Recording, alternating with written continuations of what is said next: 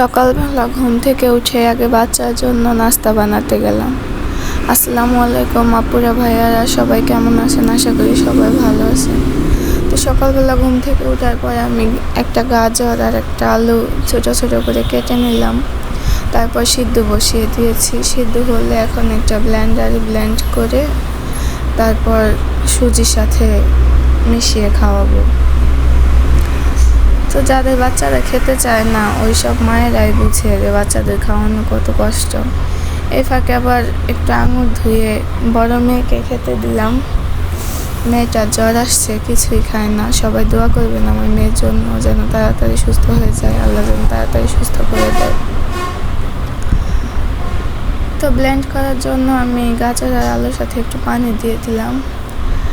পানিটা দিয়ে এখন ব্লেন্ড করে নেব। তো আমার বাচ্চাটা একদমই খেতে চায় না, খাওয়ানোটা অনেক কষ্ট। ওর হিমোগ্লোবিনটা অনেক কমে গেছে, ডক্টর দেখানো হয়েছে। ডক্টর একটু পর পরে খাওয়াতে বলছে পুষ্টিকর খাবার।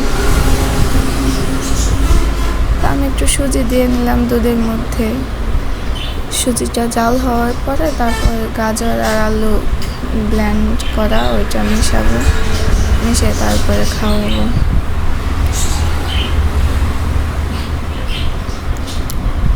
আমার বাচ্চাকে খাওয়ানো এত কষ্ট, সবাই আমার বাচ্চার জন্য দোয়া করবেন যাতে ও তাড়াতাড়ি সুস্থ হয়ে যায়। তো খাওয়ার জন্য রেডি হয়ে গেছে। অনেক কষ্টের পরেও খাওয়াতে পারি নাই, অনেক কান্নাকাটি করছে, তো ক্লান্ত হয়ে ঘুমিয়ে গেছে।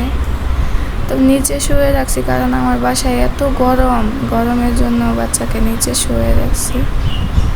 তো ধন্যবাদ সবাইকে ভিডিওটা দেখার জন্য। ভিডিওটা ভালো লাগলে লাইক করবেন, কমেন্টস করবেন এবং সবাই সাবস্ক্রাইব করে আমার পাশে থাকবেন।